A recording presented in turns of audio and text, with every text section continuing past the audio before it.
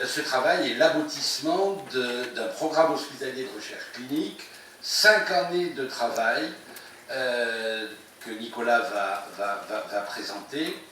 L'hypospadias dont on va vous donner, qui est une malformation génitale, l'une des plus fréquentes, sinon la plus fréquente, en fait résulte de deux grandes causes, les facteurs génétiques et les facteurs endocriniens. Et à travers ces étiologies, nous avons voulu, compte tenu des données assez contradictoires dans la littérature, nous avons souhaité, avec Nicolas, conduire une étude prospective, cas témoins, intéressant les CHU de Montpellier, bien sûr, puisque nous coordonnons, et les CHU de Marseille, de Nice, et plus récemment de Bordeaux. Alors l'intérêt de cette étude repose sur un certain nombre de paramètres. Premièrement, c'est une étude prospective. Deuxièmement, c'est une étude cas témoin. Troisièmement, nous nous sommes limités aux hypospadias isolés. Nous avons exclu les hypospadias associés à des micropénis, à des cryptorchidis. Quatrièmement, nous nous sommes limités aux hypospadias dits idiopathiques, c'est-à-dire que nous avons pu éliminer pour ces 300 hypospadias toute anomalie génétique et séquencer, grâce à cette alliance entre le département d'hormonologie, d'endocrinopède et de chirurgipède, ce plateau technique assez unique en France, nous avons séquencé les 300 hypospadias, éliminé les formes génétiques, pour ne retenir que les formes idiopathiques. Nous sommes là au cœur d'une problématique de santé publique qui est importante et qui méritait les efforts qui ont été consentis. Alors je dois dire que l'hypospadias, nous l'avons étudié dans le service depuis une bonne quinzaine d'années, et qu'avec l'association Orage, nous avions été les premiers, l'association des mamans d'Istilben, avec Nicolas, justement c'était une de ses premières collaborations avec l'équipe, il y a 56 ans, pu montrer que le Distilben pouvait avoir, à travers l'hypospadias, un effet transgénérationnel. Et là aussi, le travail que nous présentons a un impact non seulement immédiat pour l'avenir de l'homme, mais peut-être pour celui des générations futures.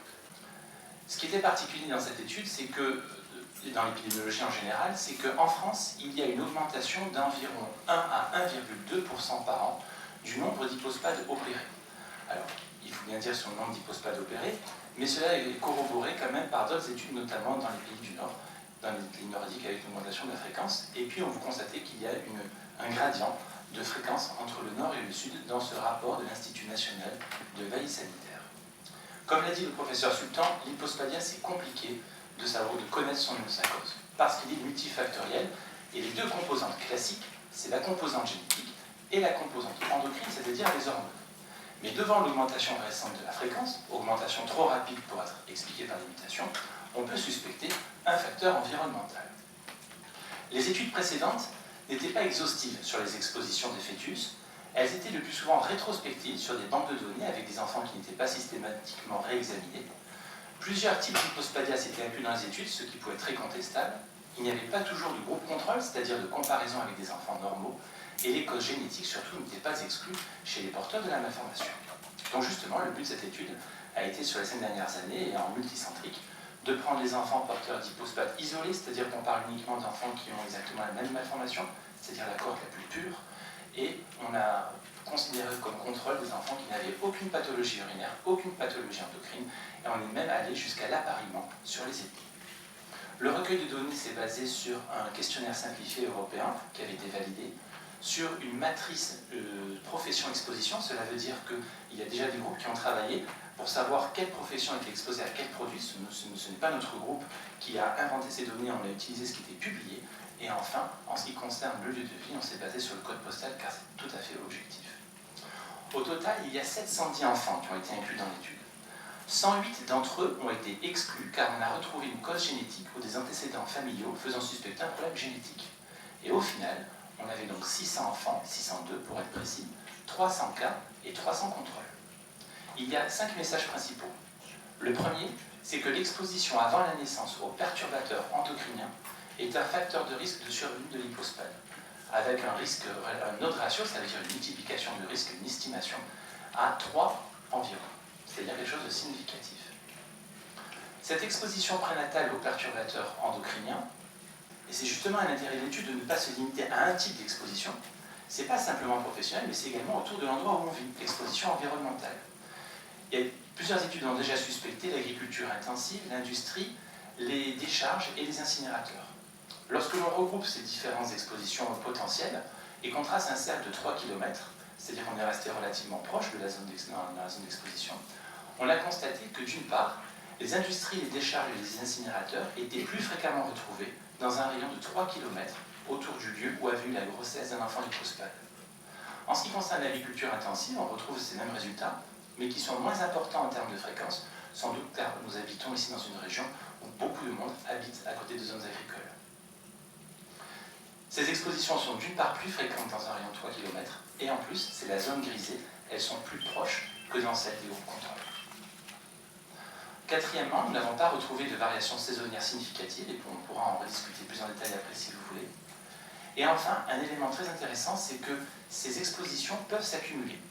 Vous savez, dans les expérimentations qui ont été faites chez les animaux, souvent, et au début, les expérimentations se faisaient avec un produit unique à dose très importante. Le problème, c'est qu'un produit à dose importante ne représente pas la réalité de notre exposition à nous tous les jours. Nous sommes en fait soumis à un cocktail de substances à petite dose. Il a été déjà suspecté, in vitro et in vivo, que ces cocktails pouvaient être en fait plus toxiques qu'une dose unique d'un produit, même si elle était importante. C'est exactement ce qu'on retrouve dans cette étude, puisqu'on constatait une augmentation du risque lorsqu'on accumulait les expositions. Enfin, pour terminer, il n'y avait pas de phénotype, c'est-à-dire que quand on examine un enfant qui a une hypospadias, on ne peut pas, sur l'examen clinique, savoir s'il y a une participation de l'environnement ou pas. Donc en conclusion, cette étude d'enfants hypospades, multicentrique, prospective et homogène, cause génétique exclue, démontre, ou en tout cas suspecte très fortement que les perturbateurs endocriniens sont un facteur de risque de cette malformation, avec un effet cumulatif très probable. On a vu récemment que le glyphosate était considéré, vous l'avez vu pour le cirque, comme un produit cancérogène. On a vu récemment apparaître l'effet immunodépresseur de certains perturbateurs endocriniens. On a vu qu'un autre perturbateur endocrinien augmentait la résistance aux antibiotiques. Vous imaginez l'effet salutaire de ce mécanisme. Bref, si j'ajoute, et là c'est un des futurs combats à l'Assemblée nationale des députés impliqués dans la défense de l'environnement, il n'est pas exclu que certains perturbateurs endocriniens aient un effet sur le système nerveux central, et vous savez à quoi je fais allusion, pour ceux qui ne le sauraient pas, aux néonicotinoïdes, qui ont un impact sur le système nerveux, et là, effectivement, non seulement la définition en France est périmée, mais on devrait prendre en compte l'ensemble des impacts des perturbateurs endocriniens. Rappelez-vous le titre de Midi Libre de 2002, alerter les bébés. Je crois que maintenant, il faut alerter les mamans, les femmes enceintes. Nous apportons des éléments qui tendent avec une approche de plus en plus fine, notamment l'étude des odds ratios, des facteurs de risque. Nous apportons des arguments qui plaident en faveur d'une implication des pesticides et d'autres perturbateurs endocriniens dans la genèse de ces malformations. J'ajoute que les instances auxquelles je participe, pour le moment, font la sourde oreille, puisque vous savez que, contrairement au Grenelle de l'environnement, où nous devions obtenir une réduction de 50% de l'utilisation des pesticides, l'an dernier, la France a utilisé 11, c'est bien ça, monsieur? Oui, 11% de pesticides en plus. Donc, voilà, nous apportons des éléments et nous contribuons au débat. Il est vrai que le Sud, depuis, c'est ce que m'avait dit le directeur de la santé, le directeur des EPS, on considère le Sud de la France comme une région hautement polluée. Ça, je crois que c'est acté. Et à partir de là, on ne peut pas laisser le train passer et applaudir des deux mains. Oui, c'est une zone hautement polluée, il faut prendre des mesures, et des mesures politiques. C'est le combat que nous menons depuis 15 ans. Je vous dirais que pour les pubertés précoces, c'est encore plus grave, mais attendons que le papier soit publié pour en faire état, mais l'impact sera sans doute, car derrière les pubertés précoces se profile aussi l'avenir à la fois gynécologique et cancéreux de la femme. Donc nous touchons là aussi un problème important de santé publique. L'étude publiée par le professeur Sultan, le professeur Kalfa et leur équipe a suscité l'intérêt des instances gouvernementales. Et Mme Ségolène Royal, ministre de l'Environnement, et Mme Marisol Touraine, ministre de la Santé, ont annoncé qu'elles souhaitaient les recevoir pour évoquer les conséquences qui sont listées dans cette étude et voilà, l'avancée scientifique que représente cette publication majeure. Et je pense que ce sont des choses qui sont en fonction des autres.